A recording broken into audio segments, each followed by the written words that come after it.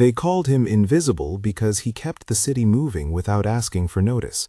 He was there when the lights went out in a stairwell and when a stray dog slipped into the lobby.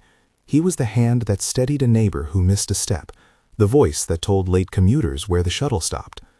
On January 1st, as confetti still drifted in gutters and the city tested its patience for a new year, Carlos Menddees stood by a service door at a private party and saw something that made everything else fall away. Carlos had been working nights for 10 years, night after night of being the person everyone assumed would quietly handle whatever trouble the hours produced. At 34, he kept time with careful measures, rent paid on the first, 2 shifts each week at the security firm contracted to events company, and one small dream folded beneath his work jacket like a paper plane waiting to be launched. He kept a notebook in his pocket with a single goal penciled across the top: open a small neighborhood cafe where the baristas would be people like him, workers who had always been seen as the backdrop to someone else's story. The savings were slow but steady. He paid in coins and small bills, counted them at the end of long shifts, and said thank you to the city that let him stay. On New Year's Eve, the party he was assigned to guard had been planned for weeks at a rented hall off a narrow avenue. The invitations promised music and warmth. The hall promised crowded tables and the smell of food. People arrived with laughter and coats over their arms. Children chased each other between legs and chairs, the kinds of noises that make a room feel safe because they are ordinary. Carlos moved through the margins, a quiet nod to the caterer, the polite assertion of authority when someone tried to bring a bottle into the VIP area, a gentle reminder to the elderly couple near the window about the steps. Security guards are trained to be seen only when necessary. Their presence is a kind of quiet architecture, solid, unobtrusive, prepared. Carlos fit the image habitually: navy jacket muffled by the cold, a reflective strap across his chest, a badge clipped to the belt nobody examined twice. But his hands carried other things too: a calloused thumb from flipping through his savings, a small band-aid where he had cut himself fixing a broken shoelace for a coworker, the faded map of a neighborhood he wanted to make his own. When the hall pulsed with music and someone shouted an early, tired cheer for the new year, Carlos stood near the back by a coat rack. That night, the coat rack had become a stage for a small, unusual composition: a duffel slung awkwardly over a folding chair, a plastic bag half hidden behind it, the soft, unnatural angle of something that did not belong among scarves and umbrellas. It was the kind of detail 100 people miss because the party asks you to forget your watch and your worries. Carlos did not forget.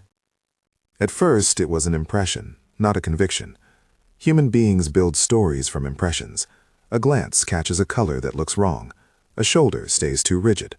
A laugh runs thin at the edges. He noticed the bag because its owner was not nearby. He noticed the way the tape on the bag caught the low light, how the strap had been looped carelessly, as if someone had set it down and walked away. His eyes moved to the center of the hall, where a child pointed at a balloon, then back to the duffel.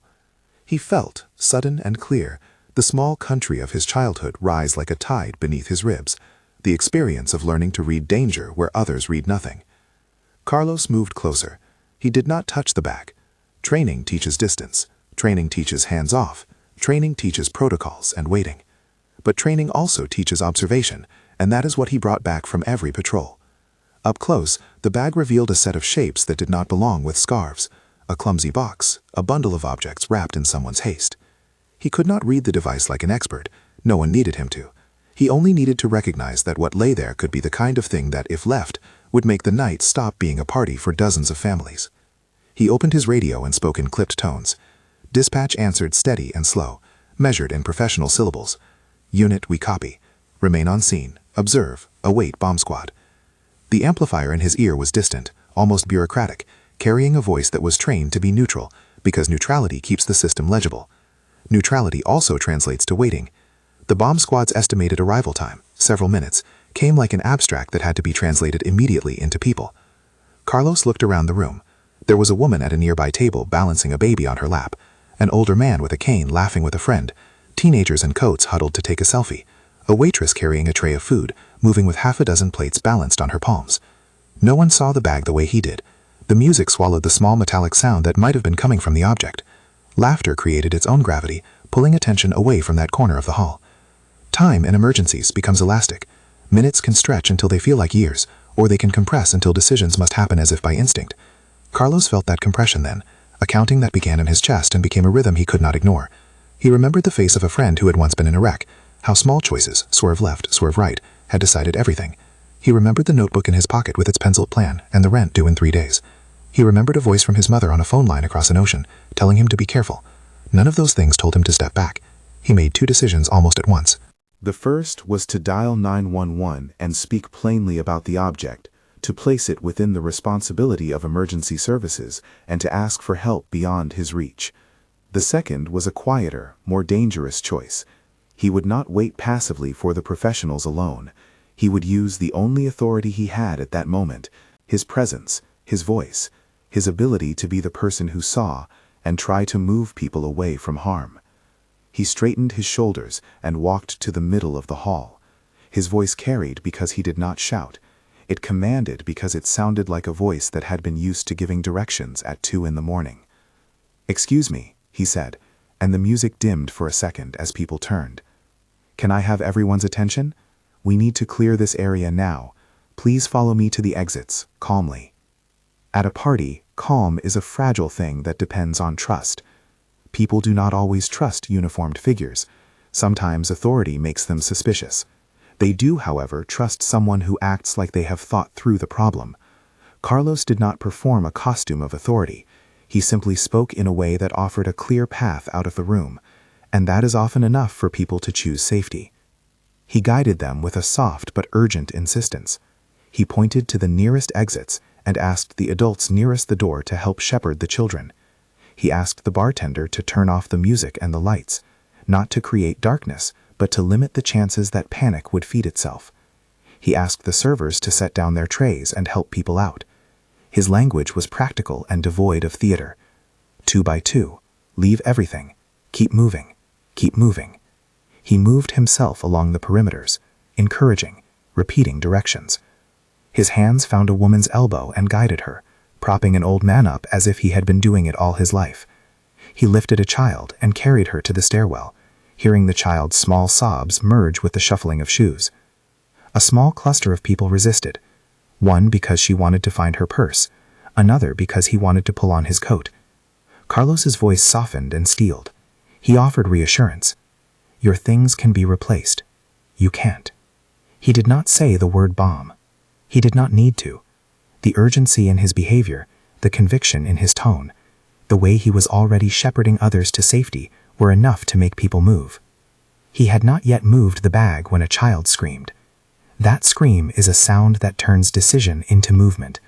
It was a high, raw thing that came from the stairwell, a child's hand caught in a folding door, or simply the sudden realization that something was wrong. Heads turned, the line of people faltered, and panic had the small opening it needs to become contagious. Carlos, noticing the shift, took a breath and redoubled his effort. He planted himself between the crowd and the bag, as if the shape of his body might tell the story no one else had written yet. This is where to move away from. People followed because someone had already begun to do the right thing. He radioed again. "Dispatch," he said, and his voice was a low chord of focus. "We need the bomb squad here now. There are children, elderly, people with mobility issues. Please expedite." There is a moment in every crisis where protocol stops being a map and becomes a question. Carlos knew the rules. Do not touch, do not approach, do not make a scene that could cause someone else to do something reckless. He also knew the human law that had no badge but carried the weight of all his knights. When people are in danger and the clock is a blur, you sometimes have to break a procedure to save a life. He saw an older woman leaning against the wall, her breath short, her hand trembling on a cane. A teenager clung to a jacket, eyes wide. A little boy clutched his mother's wrist and kept asking if the fireworks would come back. Carlos took that in and chose action that would not involve technical disassembly or any daring attempt to tamper with the bag. He organized the exit routes so that they hugged the hall's safer corners, away from the bag's line of spatial risk. He moved chairs to block a path he didn't want anyone to cross. He enlisted guests to help keep a clear lane, using simple phrases that made volunteers of them. "You at the door, can you help me guide them out?" People, when asked to help with a clear purpose, often become the best kind of allies. The first responders' sirens were already a distant thread in the night, something he would later learn had been slower because New Year's calls flooded dispatch lines. That was information he did not want to let make him reckless. Instead, it hardened his pulse. He began to spot small things no one else saw, a stray spark from a candle, the way a coat hung too close to the bag, the unevenness of the floor that might make someone stumble. He thought in terms of removing immediate hazards from the path he was constructing. He did not reach for the bag. He did the only thing he had been taught, and some things he had taught himself. He moved people. A woman rushed back into the hall, grievously worried about an elderly guest who had wandered toward the curtain. "My father," she started, voice collapsing with fear. Carlos took her hand and did the work that language could not do there.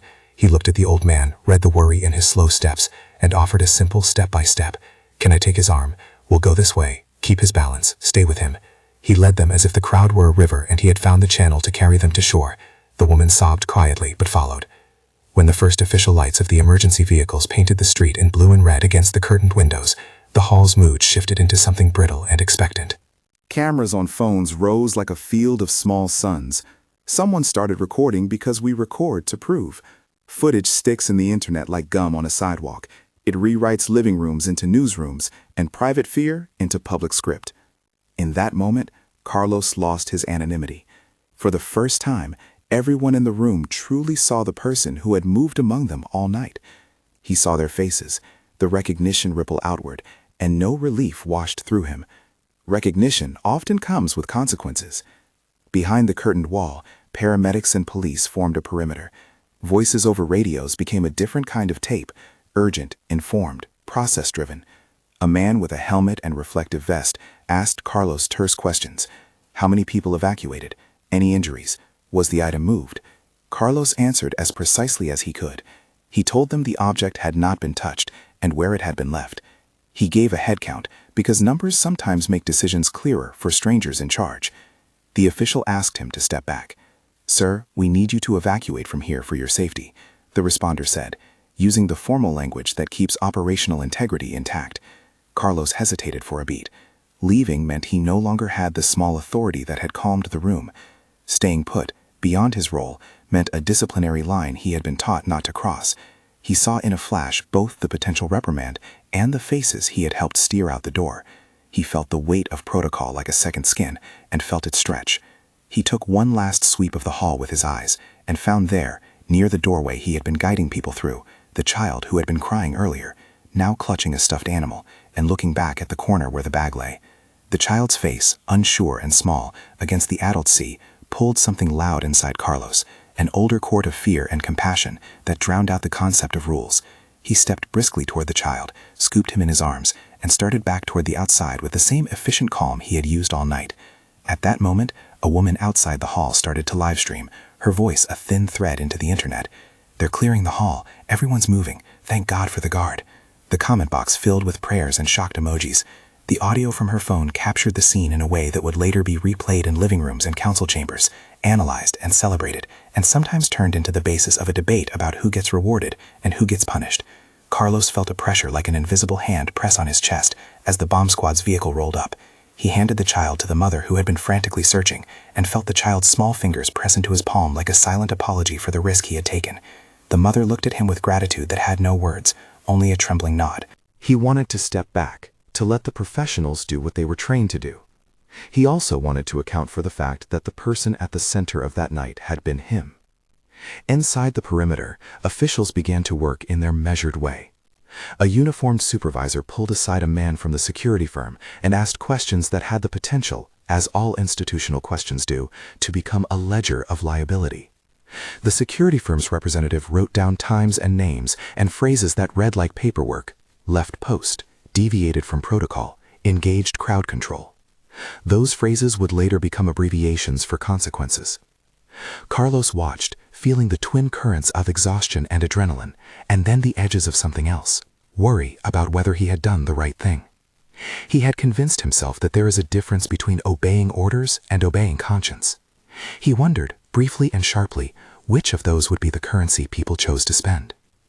Around him, guests formed small clusters on the sidewalk, wrapped in coats that smelled faintly of food and perfume. Some cried into their hands, some hugged. Children clung to adults, and no one spoke about the fact that for a few slow heartbeats in the hall, the night had been close to change. Carlos's phone buzzed in his pocket. A text from a colleague. "You okay?" Another from his sister across the ocean. "Is everything all right? I saw the video."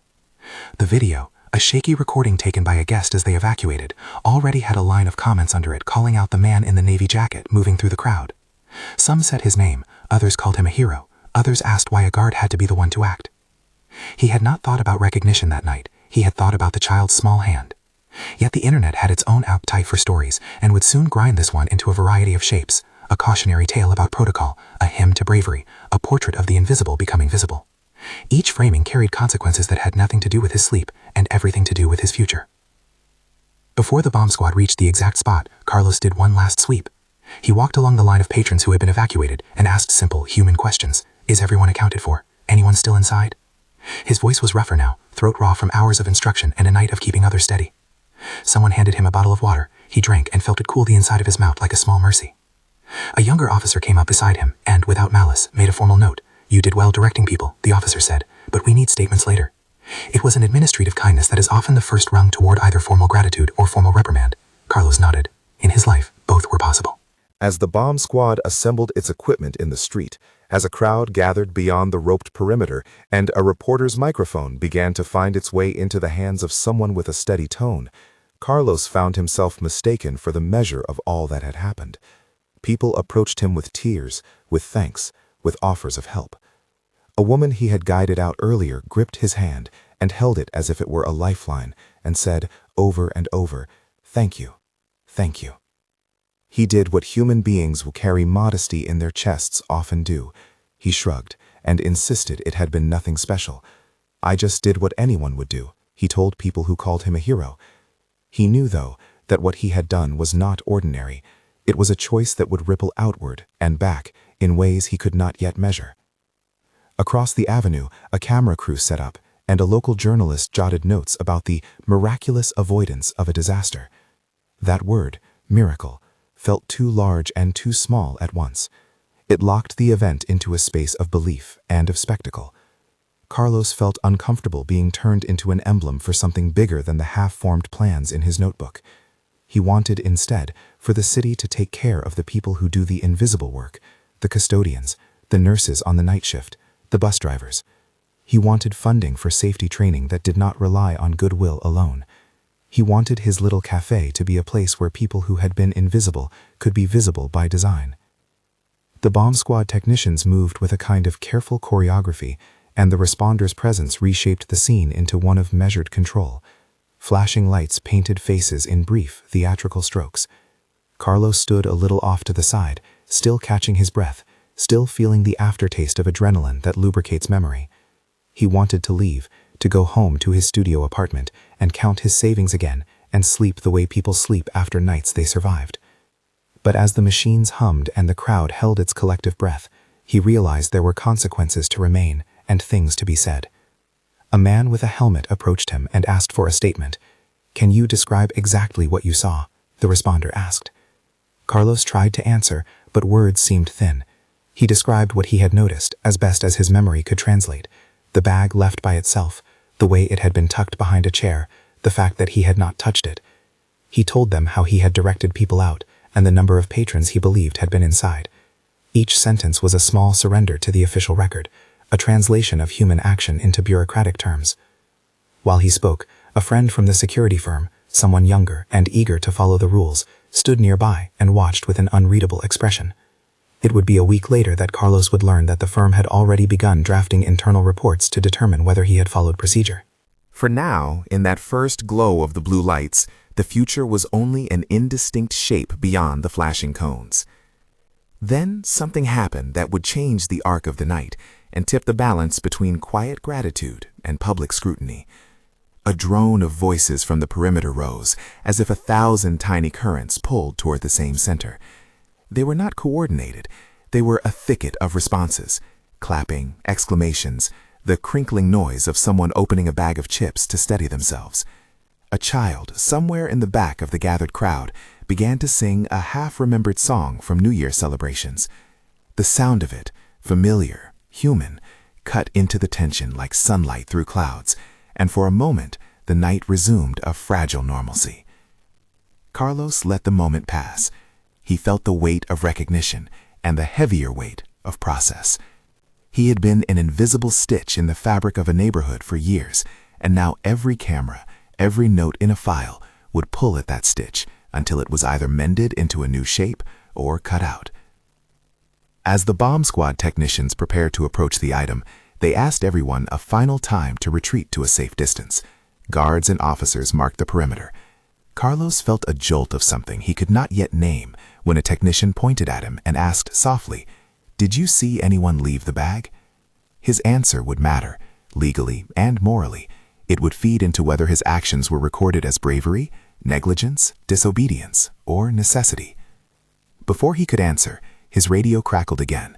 Another call, another human voice to be accounted for. It was the kind of ordinary bureaucratic noise that, in hindsight, sits in the margins of every story like a stray pen on a page. At this moment, it felt like a thin rope pulling at him. He had to make choices. Speak now and shape the narrative as an eyewitness, remain silent and let others define it. He felt the old lesson from a life of small choices settle over him. You cannot control the story others tell, but you can do your part to guide what people remember. He stepped back from the perimeter a hair's breadth, leaned against a light post, and allowed himself a single private breath. In that breath, he thought of the cafe again, of the wooden counter he would lay down, the cup of coffee he wanted to give each person who had ever worked a night shift and gone unnoticed. He imagined a corner of a city that honored the invisible, not with a single statue, but with daily recognition and real change. A woman from the party, who had been evacuated, approached him and said quietly, "If you hadn't acted, I don't know what—" Her voice broke, and she could not finish the sentence. Carlos heard in it the kind of gratitude that is larger than thanks. It was a sober acknowledgement of how close the night had been to becoming a breaking point. He gave a small smile that was honest but tired. "I did what I had to do," he said. He moved toward the stairwell, not to confront the object, not to play at heroics, but to keep the lane clear and to steady anyone who might falter. He placed himself between a slipping guest and the falling edge of panic, anchoring with his weight and presence. In that posture, steady, plain, he felt the strange lightness of someone whose life had been quiet and who suddenly understood that quietness itself can be a fierce obligation. As he helped a man regain his balance, the ground underfoot took a vibration from the street, arriving responders in heavy boots, engines that meant expertise and consequence. The technicians were in position now, forming the outline of a plan that no one but they could see. A hush dropped like cloth over the area as people waited for a sign that would separate the night into before and after. Carlos looked toward the outskirts of the crowd, where a small group of young people were still filming. Some were crying, others held each other. A voice rose above the murmurs, a woman asking if everyone had made it out. Someone counted heads. A child, in the arms of a volunteer, fell asleep against a shoulder, exhausted from fear and exhilaration. It was in that suspended breath, with sirens painting the sky and the bomb squad drawing near, that a reporter shoved a microphone toward Carlos and said, "Sir, how do you feel?" His instinct was to be polite and to refuse the limelight. Instead, he answered simply, like someone who had been asked to say a single true thing about a messy night. "I'm just glad they're out. That's enough for me." The camera captured his expression, a mixture of relief and something like sorrow. The footage would be edited and played later with music that pulled at redemptive themes. For now, it was raw and unshaped, and the city watched in tiny pockets of light and in the glow of millions of pages on phones. The technicians motioned for everyone to retreat to a further distance. They gave the last warning and then stepped into a choreography of procedure. In minutes that felt both brief and eternal, the closest curtain of human bodies was drawn back. Carlos took a step to the side, reluctant but understanding. He had done what he could with the tools at hand, voice, presence, haste, and now the rest belonged to others. He stood at the perimeter, on the line between the known action he had taken and the unknown outcomes that waited beyond professional hands. He counted the faces he had helped evacuate once more. He breathed in the cold January air and felt his lungs fill with something that could be called gratitude, fear, and a deep, unnameable fatigue all at once. And then, as the professionals worked and the crowd watched, someone whispered a name into a phone. "Get me the mayor's office. We might have a story here." The hook of public attention had already started. The shapes of the night, the invisible worker, the emergency, the crowd, were sliding toward a new arrangement in which decisions and consequences would be parsed in many forums. Carlos felt the city tilt under the weight of that pivot. He had been invisible by habit and vision for a long time. In the span of an hour, he had become visible in ways that would remake his future, for better or worse. He did not know which it would be. He only knew he had done what he thought had to be done. He wrapped his hands around them. The warmth returned. The bomb squad's leader raised a hand and, using the small gestures of command that cut through noise, indicated that they were about to move the device. Cameras tightened on the scene. Voices dimmed to a hush. The technician turned and spoke into a headset, coordinating a final step. Carlos stepped back to the curb. He could feel eyes on him, some grateful, some assessing, some hungry for narrative. He tried to feel only the weight of the night's choices and the thin thread that connected the child in his arms and the notebook in his pocket, with the cafe penciled like a promise. He thought of the debt he owed to his family and to the city that had let him stay. He thought of all the people who did essential work and never let a night like this turn them into a headline. Then the technicians reached for the object. He could not yet see what they would do, or what the official record would say. He could only stand and watch as professionals closed ranks, and as a city that often forgot its invisible keepers began for the first time in many people's memories to look. The technicians moved with the slow, precise motion of people who have been taught to make order out of danger. They worked behind layers of rope and light and hands that spoke in short gestures. The crowd, which had felt so immediate and combustible a few minutes earlier, loosened like breath after a held note. When the last of the steps was taken, the officials announced what everyone had been waiting to hear. The device would be made safe without harm to anyone. The announcement was not triumphal. It was professional and small, and it landed like a soft, enormous relief. A sound went through the crowd that was half crying and half laughter. People hugged without thinking about the embrace. Strangers became brothers for a moment, linked by the same sharp knowledge of how close they had come. A woman pressed her forehead to the shoulder of the man next to her and let out a long, shuddering breath. Children, who had been wide-eyed and trembling, blinked and tried to be brave. Carlos felt the pressure in his chest loosen by a fraction. He let it. He allowed himself to be human in the wake of what he had done. Reporters circled like birds, polite and hungry. Phones kept recording. The live stream that had captured Carlos guiding people out began to weave itself through the feeds of local news stations. The footage showed him moving calmly, lifting a child, talking people out. Ordinary gestures magnified into heroism by the angle of a camera and the appetite of an audience. Interviews would later splice his words between commentary. Hashtags would swell and then fray. The city's attention, which is often a short flame, lit up in bursts around his image. Within the hour, however, a different kind of attention began to arrive, one made of forms and memos. The security firm that contracted Carlos to the event called him into a temporary administrative meeting. He sat across from a supervisor who spoke in the precise language of policy.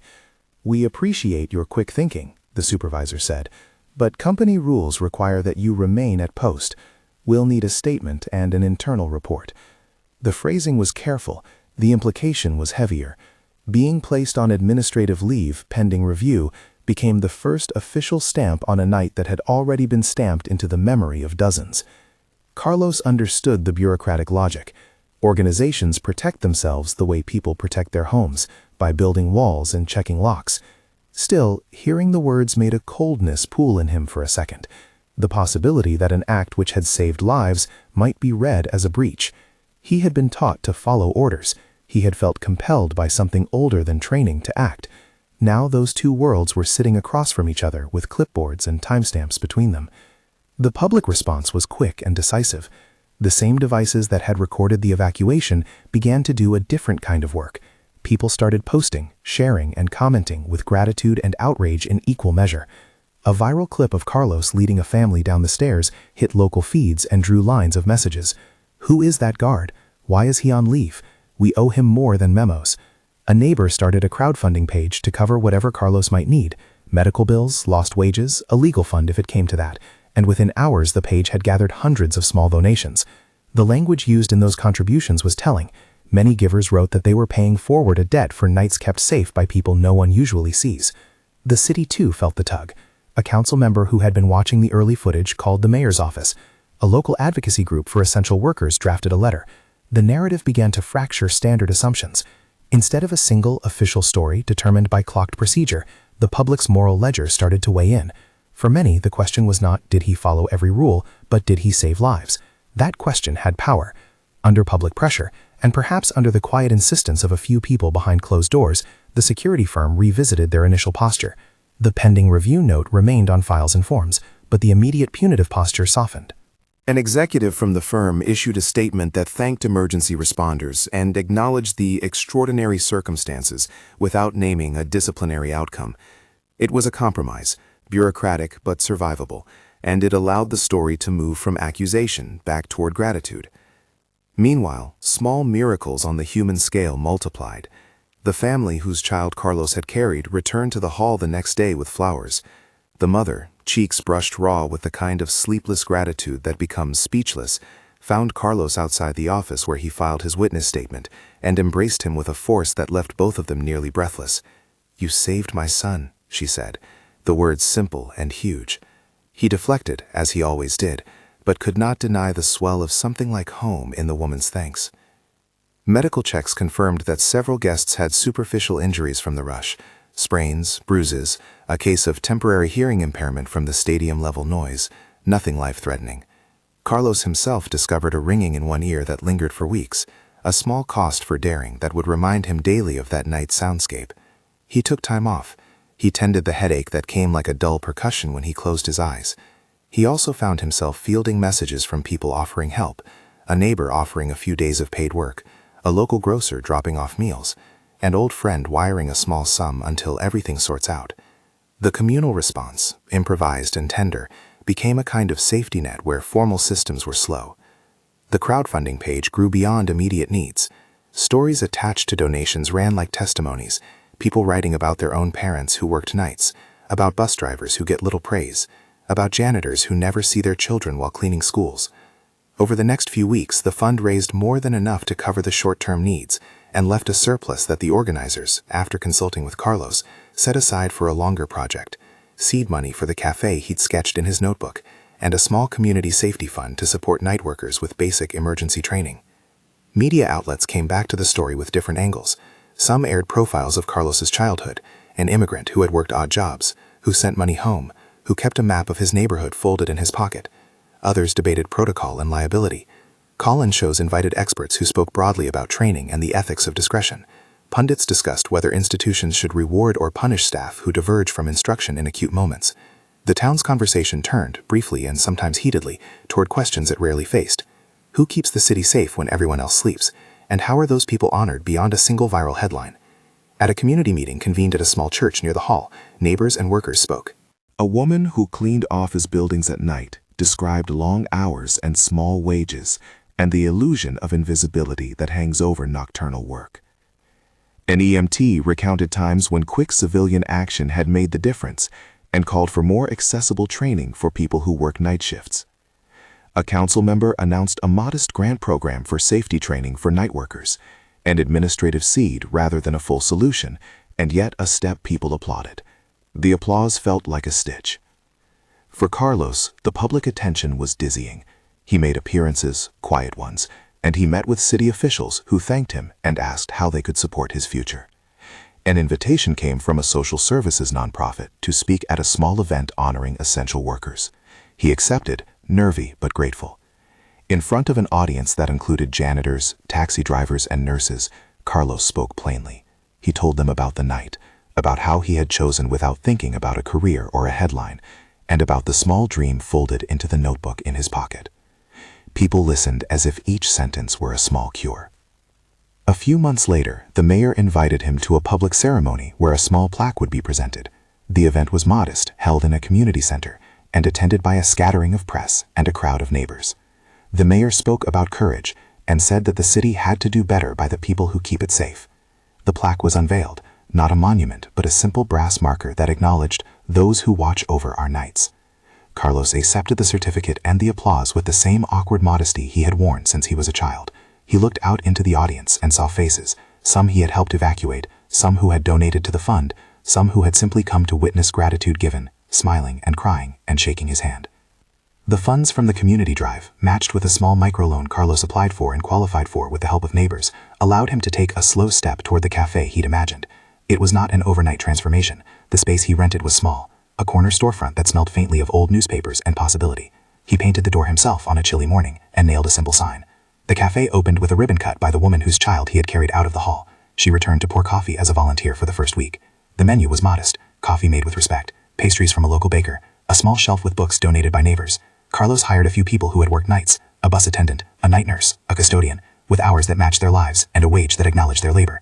On the wall, he hung the brass plaque that had honored him at the ceremony and a simple note, "For those who keep the night." He made the cafe more than a business. He used surplus funds to start a community safety night, an evening every month when local responders came to give basic advice and answer questions over free coffee. The sessions were gentle and practical: how to call for help, basic first aid pointers for civilians, ways employers could support staff working nights. Professionals refused to give procedural how-tos that belonged to specialists. Instead, they focused on empowering people to be safer in the ways that matter most, knowing exits, building neighbor networks, and trusting instincts. Carlos taught a small module about crowd calm, drawn from what he had learned that night: how a voice can carry people out of harm when it is steady and clear. The cafe grew into a small hub. Night shift workers came during their off hours, parents met for mornings after school drop-offs, neighbors picked up bread for Sunday. Carlos started a monthly dinner where people who worked late could come without a bill to feel seen and heard. He called it the night table. It was never flashy. It was pasta passed around, chairs pushed in close, stories told with gratitude and sometimes with grief. The dinners were a quiet insistence that the invisible could be visible by design. Recognition continued to come in uneven ways. A local newspaper ran a long feature on Carlos, tracing his path from immigrant child to cafe owner and community organizer. The piece emphasized the arc of a life built on small choices and the generosity of a neighborhood that could mobilize when it mattered. Invitations arrived from civic groups who wanted to learn how to build partnerships with night workers for safety programs. Carlos agreed to speak sometimes, and each time he repeated a few core lines: that courage is a choice one can practice, that institutions should support their workers, that a city that honors the invisible is stronger. There were hard days, of course. The administrative review by the security firm lingered as a footnote for longer than he liked. He received a formal letter that affirmed the complexity of the night and suggested policy changes for the company. No permanent penalties were applied, though the language of record remained careful. He grappled with moments of doubt, nights when ringing in his ears made sleep ragged, or when a door slammed loudly and his chest tightened. But those moments were balanced by letters from parents whose children had been saved, by the laughter of colleagues the morning they shared shifts at the cafe, and by the slow business of life settling into a new shape. One afternoon, months after the night that changed everything, the woman whose family had been at the party walked into the cafe with the little boy, now a little taller and less afraid of loud noises. He came in with a hand-drawn card, a crayon portrait of a man in a navy jacket with a big smile. "For Carlos," he said shyly, and pressed the drawing into Carlos's hand. Carlos put it up on the wall, next to the plaque, as if anchoring the abstract idea of gratitude in something small and tangible. The boy, now more curious than frightened, ran a finger along the edge of the drawing and pointed at where someone had made the guard look like a hero. The mother hugged Carlos again, and this time did not let go quickly. "You keep our neighborhood safe," she said. "We keep you." It was an exchange that closed a loop. In the months that followed, city officials announced a modest pilot program to support night workers with training and small stipends for safety gear and childcare assistance during odd hours. The program's beginnings were bureaucratic and imperfect. They required follow-through and advocacy. Carlos lent his voice and his cafe as a meeting place for organizers. He insisted, gently and firmly, that programs be practical and accessible, not symbolic. He pushed for funds to be distributed in ways that honored dignity, no shame, only service. As the seasons turned, the plaque in the community center came to mean something personal and communal. People who had once moved past each other in the night now paused to exchange small courtesies. The cafe became a place where labor and gratitude met over coffee. Carlos's notebook, which he still kept tucked beneath the counter, had another line scribbled now under his original plan, the night table. Beneath that, in smaller handwriting, he had written, "Keep seeing." There is a moment in every story of sudden visibility when a person who has lived quietly must decide how to carry the attention. Carlos chose, as he always had, to make the visibility useful. He gave interviews to the kinds of stations that reach workers, wrote a short op-ed urging employers to consider safety training for all staff, and spoke at a forum where municipal leaders promised to examine their emergency policies with an eye toward inclusivity. He resisted becoming a spectacle. He preferred to be a steady presence. Years later, small markers of the night's ripple remained. The city funded a minor neighborhood grant for improved lighting on streets where night workers walk between shifts. The community center scheduled more programs in off hours. Local employers started dialogues about hazard pay and scheduling. None of this was a cure-all, but it was change that the neighborhood could point to, evidence that an evening's crisis can lead to lasting attention when people insist on it. Carlos's life changed in quieter, practical ways. The cafe paid its rent. He hired a manager so he could pick up an extra evening security shift in a different part of the city when the books were lean. He continued to save with the same slow patience as before, but with more certainty that the city had not forgotten him. He sent a little more money home to his family. He took his sister and his mother to a modest dinner on the anniversary of the night that had nothing to do with headlines, only with shared presence. People still called him a hero. Children at the night table would call out, "Carlos!" and run to greet him. He accepted the title the way someone accepts a jacket, useful, warming, but not the whole of a person. "I did what had to be done," he would say, in interviews and at community dinners alike. Anyone can do it. He meant it as an invitation and not a lowering of what he had done.